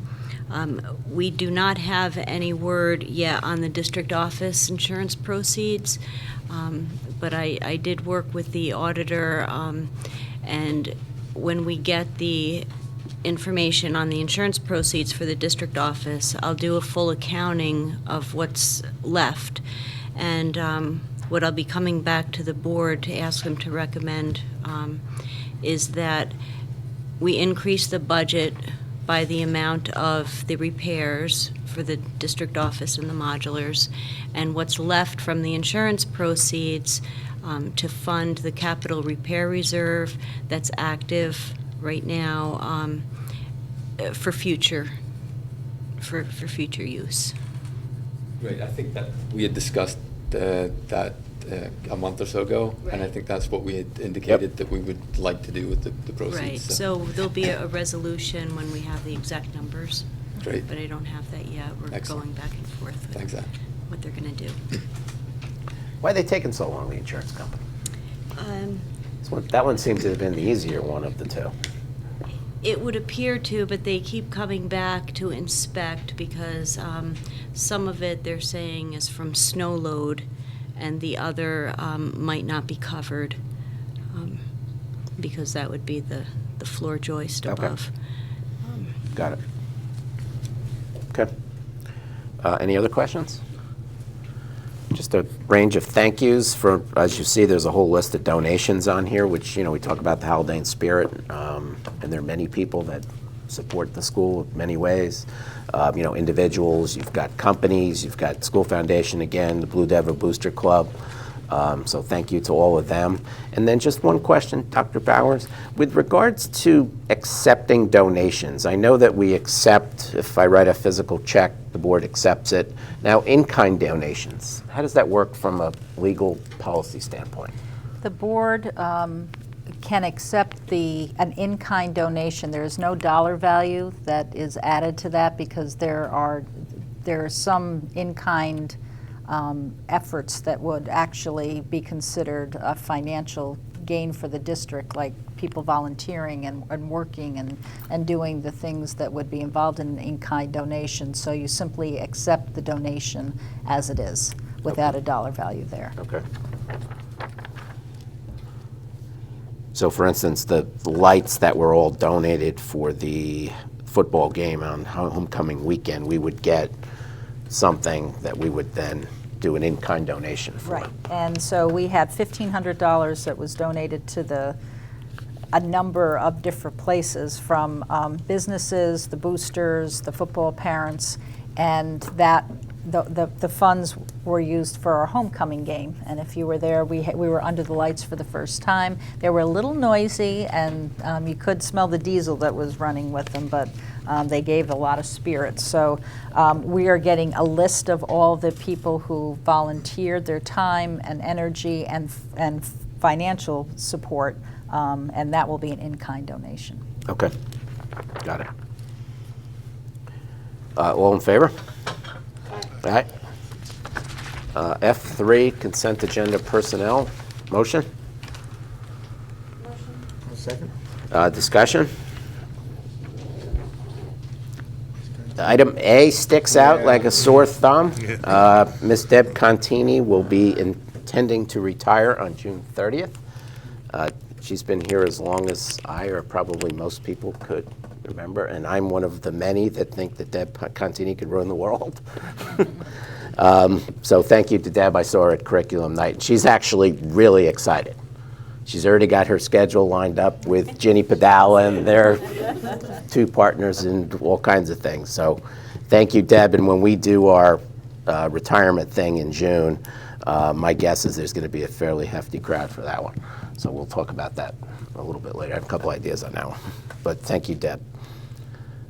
So these 3.5 period 6 assignments we have in here, these were budgeted for, but we had just never appointed anybody to those Right. positions. Is You've that already correct? approved them, Okay, and now these are the people who will be filling them. great, thank you. Any other questions, comments? All in favor? Aye. G1, unfinished business, discussion, James Pond land. We did get an offer on the James Pond land. It's presently on the market for $425,000, excuse me, and we received an offer for $365,000, with an understanding that it is a first offer. So we did meet with the realtor, and I shared that I would be sharing this with you at the meeting for discussion, and then I'd get back to her tomorrow to hear your thoughts. So we do have an offer, and we need to decide how you'd like to proceed. Now, we are going to go into executive session at the end of the meeting to discuss more in detail the offer, because that's allowed under school law. But just with regards to James Pond, I thought it would be a good idea if we just revisited quickly for 2 minutes as to kind of where we are, how we got to today with that property. Peter, you want to give a quick history lesson? That was very much part of the auditorium and athletic turf field project. The sale of the James Pond property with some conditions was part of it. So, Pete, you want to give a quick history lesson? Sure. So we have to wind the clock back 2 years.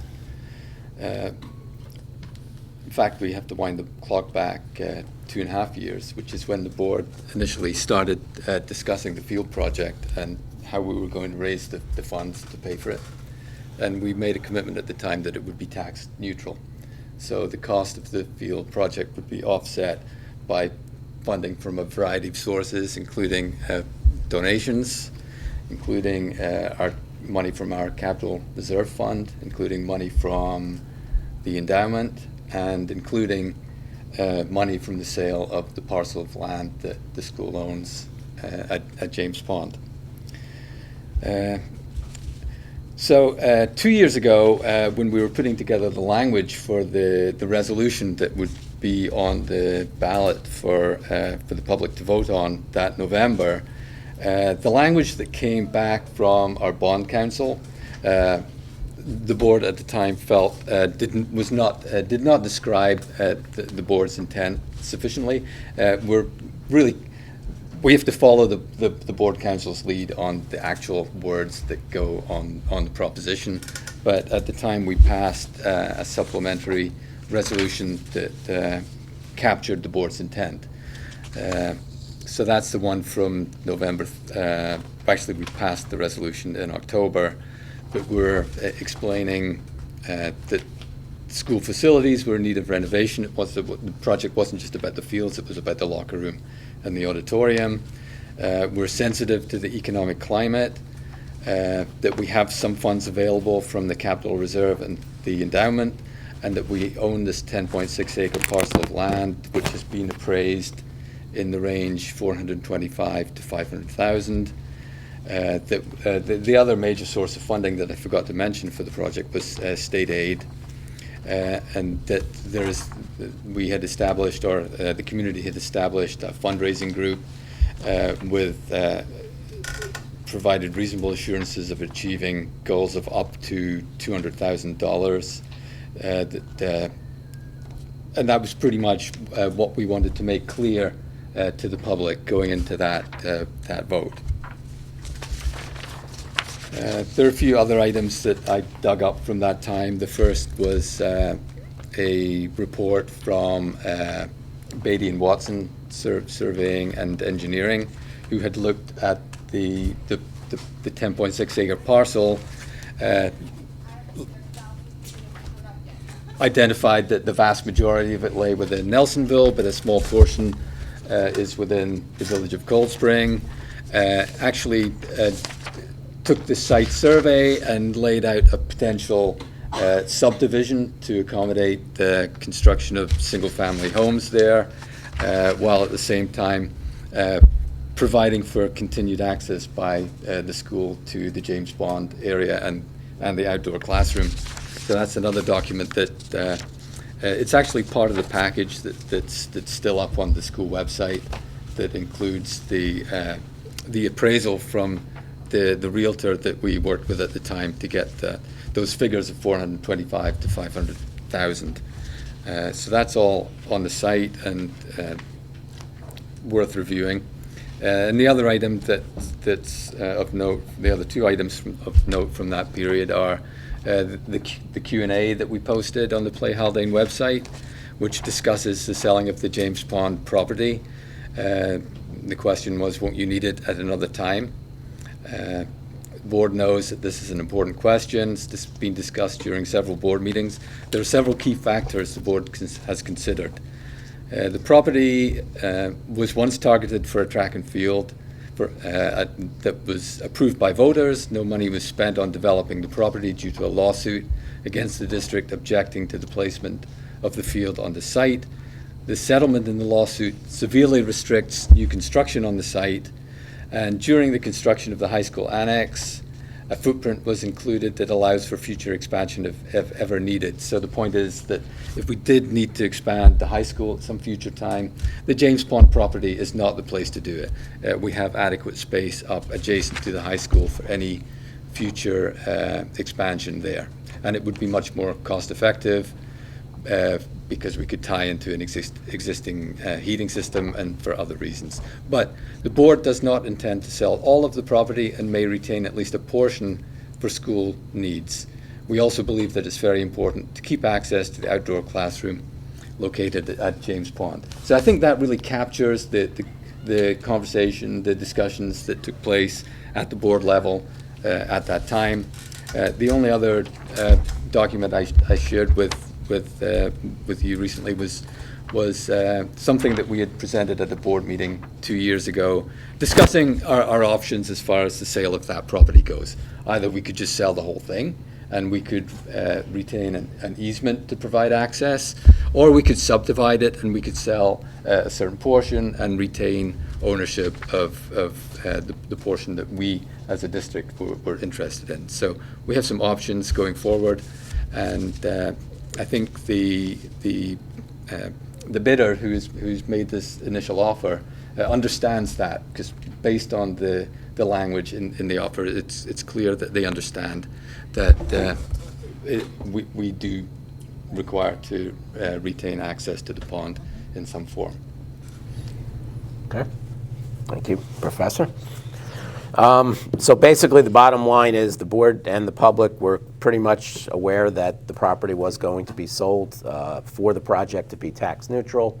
That property would have to be sold within, I think, a 5-year window, which was the thoughts at the time. It's appraised at 425 to 500. The appraisal means something. Market value is really what determines it. So we'll start to continue to listen to people. I think retaining access to the outdoor classroom is still important, and I still support that. And hopefully we'll start getting some more activity on it so that we have some things to talk about choice-wise. So we just wanted to update everybody and update the board because it hasn't been discussed in a while, and we have some new faces. We have an old face who's a new face, and then some people who've been around for a while. So that's what that is. Any questions from the board on that? Are you going to be at the exec session when we talk about the pond? I am. Okay. Like me to be. Yes. I planned on it. Okay. Okay. Okay. Questions from the public on anything? No? Okay. I1, new business.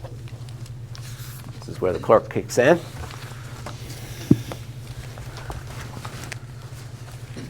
Item I1, CSE, CPSE placement recommendations. It's the recommendation that the Board of Education approves the recommendations of the Committee on Special Ed and Preschool Special Ed as indicated above. Motion? Motion. I'll second. Discussions? All in favor? Aye. Aye. I2. The appointment of Chair of the Haldane Audit Committee. Recommendation is that the Board of Education appoints Mr. Thomas Campanile to serve as Chair to the Haldane Audit Committee for 2014 to 2015. Motion. Second. Discussion? Thank you, Tom. You're doing a great job by all accounts. That's not an easy position. Thank you. All in favor? Aye. Aye. I3.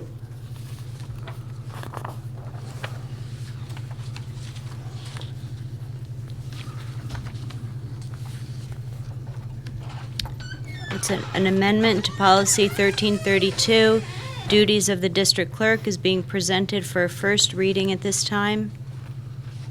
Please note that the amendments are noted in bold on the following page. Motion? Motion. Second. Discussion? So basically, the changes are just to put some clarity to when the district clerk really is supposed to be with the board, which is always when we're in open session. And then also to comply with the open meetings law, that the draft minutes are posted within 2 weeks of the date of the meeting.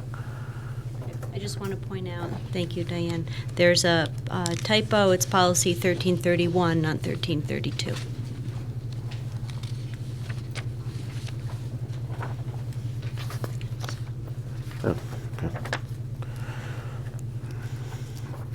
Do we want to read this again?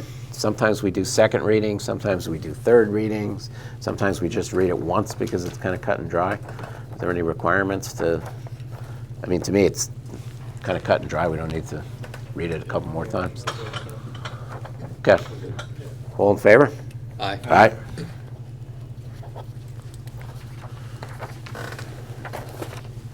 I4.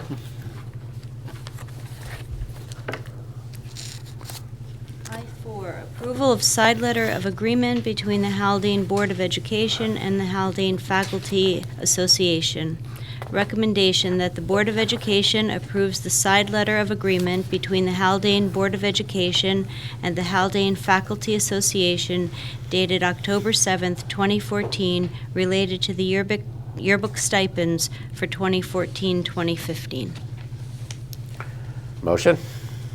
Motion. Discussion? So there's no net change to the total amount here, it's just a redistribution? Correct. Right. All in favor? Aye. Aye. I5. I5, recommendation that the Board of Education approves the following resolution. Be it resolved that the Haldane Central School District Board of Education strongly supports the continued use of the Putnam Northern Westchester Board of Cooperative Services 2004 compromised funding formula to determine the administrative budget allocations for component districts, which utilizes resident-weighted average daily attendance, also known as ARWADA, driven allocation for 50% and true value-driven allocation for 50% of the total allocation. Motion? Motion. Second. Discussion? We may need a little background on this. Okay, I can Yeah, maybe you share. can. I'll take a stab when you're done, but Okay. Would you prefer to do it? no, that's fine. Okay. From what we gather, there was a period of time in which the BOCES, the budget for which all the districts share, was based on, the piece of the pie was based on the amount of wealth that a district had. And there was a compromise that occurred where half of the budget, the percentage, was based on wealth, and the other half was based on Arwada. And so the districts with less wealth paid a little bit more, and the districts with more wealth paid a little bit less. So at this point, there are requests from one district in particular, but a couple of districts that have an interest in moving it all to Arwada and no longer allowing the wealth to be considered.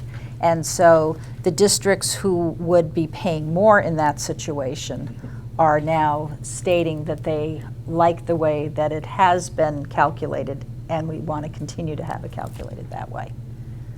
So that's the reasoning behind the change.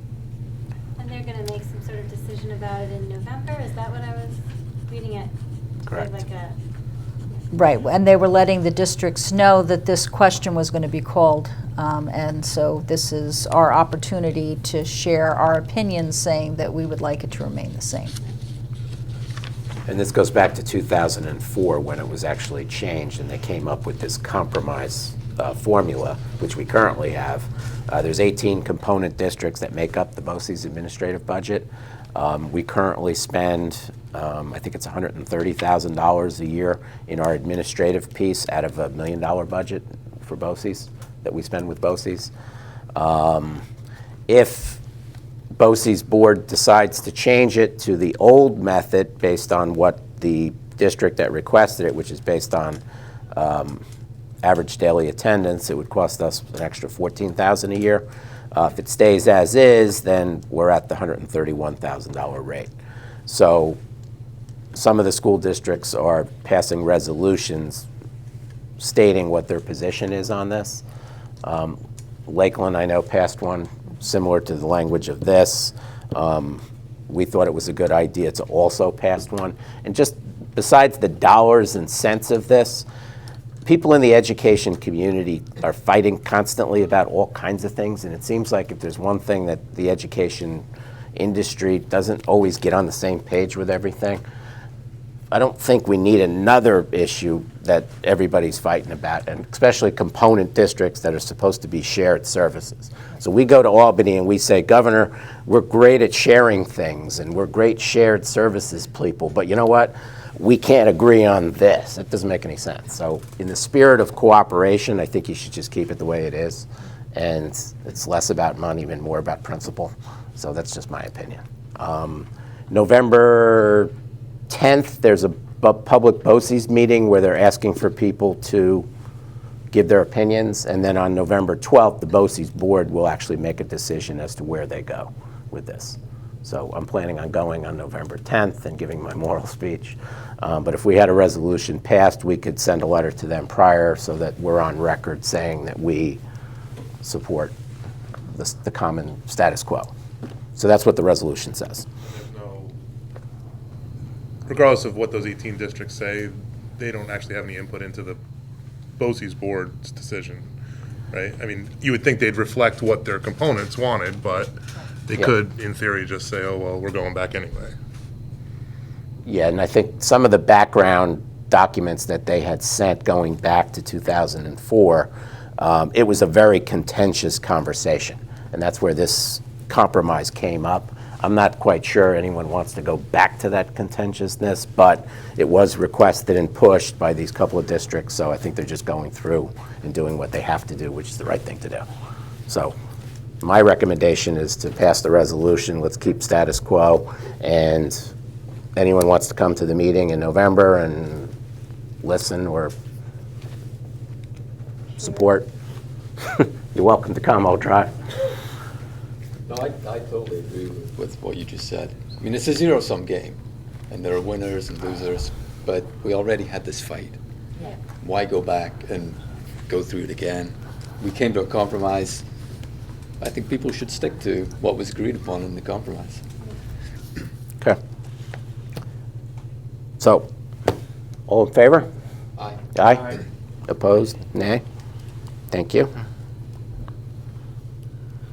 You think it'd be a good idea if we sent a letter to the BOCES superintendent with our copy of a resolution prior, just so they have it, so they kind of have a sense of...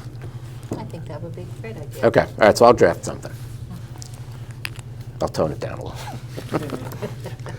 I-6?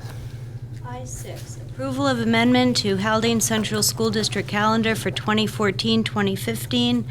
The recommendation is that the Board of Education approves the amendments as indicated to the calendar for 2014-15. Motion? Motion? Second. Discussion? Yeah, I'm clear on the first change that we had discussed for November, but I think you said that there was a mistake in the dates for the second one. It should be March 19th, because that date was changed, and the high school is looking for a date in December, but I would just leave it December blank, and we'll fill it in, because I don't remember what that request was for. And this didn't get changed, but it's a day that in December, not March, a half day, I should say, just for the I high mean, in school. principle, I have no problem with it. I'm just wondering if we should approve the change for November that we know about, and That's once fine. we have However you wanna do the it. dates, Okay, we can approve the second one. great, okay. So Ann, temporary clerk, we're going to take out the second part of it? Keep Yes, the first we'll part table for the November? second part. Okay. You guys all got that? Yep. Okay. All in favor? Aye. Aye. And we have less than a minute, so why don't we change the tape before we get into the auditor conversation? I-7, RFP for external auditor discussion. Peter mentioned prior that the presser firm's up, and I guess in the school accountability legislation from years ago that they were recommending that you re-RFP your auditors every 5 years, if I remember correctly. So you want to lead us on that one? Yeah, sure. No, I mean, we met last night, as was mentioned, and everybody's been extremely happy with the work that Pruser and company have done for the district. But the audit committee feels quite strongly that it would be appropriate for us to put the contract out for bid, just to make sure that we're getting a good deal, among other things, and to see who else might be out there that's interested in providing services. We have 3 non-board members on the committee. One who himself was an auditor. He's currently a partner in a financial services accounting firm. Another who is with a major bank, and another who has a local financial services company. And they all recommended quite strongly that we should put this out to bid. I think it makes perfect We talked sense. about, I mean, you were on the audit committee the last time we did it, I believe. But the difference was, I think we weren't happy with, they weren't making timetables, they weren't meeting deadlines, and we had a lot more concern about the specific auditors. So whereas this is more of just a public relations type of, we should do it, we should every 5 years put it out there, so keep it clean. Yeah. Keeps them on their toes, which is always a good thing. Okay. So we'll go ahead with that process. Great. And it's got to be kind of quick, we said, right? Because we wanted to, right, Ann? Didn't you say it should be by February? We should have a decision? Right, it really, the auditor should be appointed by then because we do start the following year's Right. audit that early. So I pulled the RFP today and I started making changes on it because I kind of figured so you're going to want to do it. Gee, that's a surprise. Surprised you don't have it posted already. I'll be sending it to the audit committee when I update the information in it. It's 5 years old now, so. Okay, good. So the board will be receiving an official recommendation from the audit committee chair. Good. Great. Thank you. I-8, potential bond refunding. Well, Anne has a really good idea that's going to save the district money. So, you want to share? So, well, it was just along the same lines as what you did for the 2004 bond issue, our 2005. I asked the fiscal aid advisor if any of our bonds were refundable, and she did come back with that. The 2005 issue, which was the second issue on the high school, is callable. So if we refinance and it's really just paperwork, and Joe, you'll get that much paper to sign, that over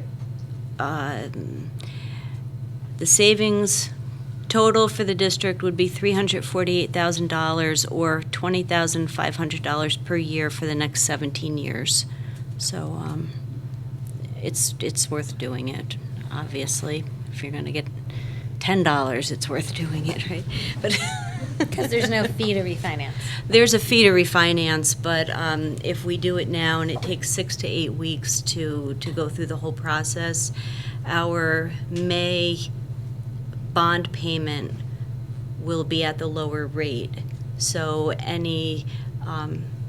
we'll be in a positive situation because any fee that we're going to pay this year to do it will be offset by the savings in the May bond payment. So Okay. Sounds good. if we're in agreement, I can move forward with doing that. We like that. Yeah, I think, that does sound great. And if you I could figured that too. detail it a little bit, that would be great. Like what that all means in piece of paper land. The schedule, that kind of stuff. Oh, yeah. That would be great. Yeah. So 20,500 times 17 years. Great. And this was just a good idea that you had, not a great idea. Not 348 a year, that would be better. That would be a great idea. It's a good idea. Maybe next week. Thank you, Ed. Any other questions on the bond refunding? Good idea? None? Okay, great. Anything else new before we go to the public? I was just wondering about our homework. Is this something you're going to be assigning us, or are we just Yes. taking home to No, that's what you put under our pillows and like by osmosis? Kind of hope we were going to skip that one. You are assigned the first 48 pages, which Oh, is man. the first section, section 1. And we have additional copies if we are going into a book read to talk about the best way of making change so everyone's comfortable going through the process. And so we will be at our next meeting and at all our work session meetings. We're going to be meeting at 6:30 instead of 7 o'clock for a half an hour book talk. So we will have extra copies if people want to join us in the offices of the main school and the high school. And I believe that they're ordering some at the library. And if you'd like to join us, Leadership on the Line. And so it's the first 48 pages, section 1, and we'll have a discussion about what it shares with us when we I'm come sorry, in. just repeat that, Diana. So at 6:30 at our next meeting, At we're a- discussing this? At the work session, unless you want to give yourself a little extra time. Well, so the work session in 2 weeks from now, is that what you mean? Yes. Yep. Yeah, okay. What time? 6:30? 6:30, On the 21st? as more? we go through our book read. Okay. Okay. Got it. And do you recommend that we take notes, or we just come mentally prepared to discuss what I we've read? think either way, whatever way you are going to be articulate and just knowledgeable. Okay. You graded on this? No grade. Can we highlight it in the book? Sure. Okay, great. Okay, you guys good? Good. Anything else new? Just one quick thing. There's been some stuff talking about this smart tech bond that's on the November ballot. Should we maybe, at the next meeting, just spend a minute or so just explaining kind of what it is? Not necessarily taking a position, but just for the public, it pertains to... Well, I can share if you'd like me to a little bit right now. Sure. Okay. Last year, when we got our state run, on the bottom of the state run was information for each school district. And basically what it gave is a dollar value for your school district that you will get if this smart bond, I guess, request is approved by the voters in New York State. And so I believe we're about 248,000, is that? Yes. Our dollar value. So when you go to the polls and you vote on the 4th, I believe it is linked to the vote for the governor. And in that situation, you will say, yes, you want this smart bond vote, or no, you don't. And if you do, and if it's a positive, Haldane will be eligible for about $250,000 to be spent on infrastructure and hardware for technology. And basically the premise of the whole thing is to equalize the amount of technology in all districts throughout New York State. So if it is approved, then we have to come back and we have to create a plan on how we would be using our funding. And when that's created, it will be submitted, and then if approved, then we can go ahead with the plan that we have. So that's basically it. If it's not approved by the voters of New York State, then it's over. And so that's pretty much where we are. Okay. And it's called the Smart Schools Bond Act of 2014. It's Proposition 3 on the ballot. Okay. Thank you. Anything else new? No? Any other questions from the public? Anything? Just a question on that last, is that linked to a yes vote for Como, you said? No, you can choose your governor and you can choose whether or not you want the technology in schools. So it doesn't have to be necessarily a yes vote. Any other questions? Okay. I would like to make a motion to go into executive session for the purpose of discussing employment history of a particular individual, a student matter, and the sale of real property. No action is going to be taken, and when we come out of it, we're just going to adjourn the meeting. So you guys can all go home. Second? I'll second it. All in favor? Aye. Aye? Approved? Thank you. Thanks, everybody, for coming. I appreciate it. Enjoy your night.